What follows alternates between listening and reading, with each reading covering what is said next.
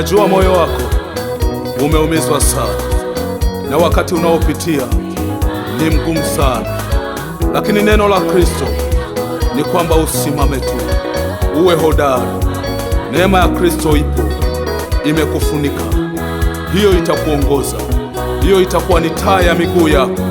Usichoke, usikatishwe tamaa na wanadamu. Kristo yupo kukutetea, atakushika kwa mkono wake ulio hodari, wala usivunjike moyo. Simama.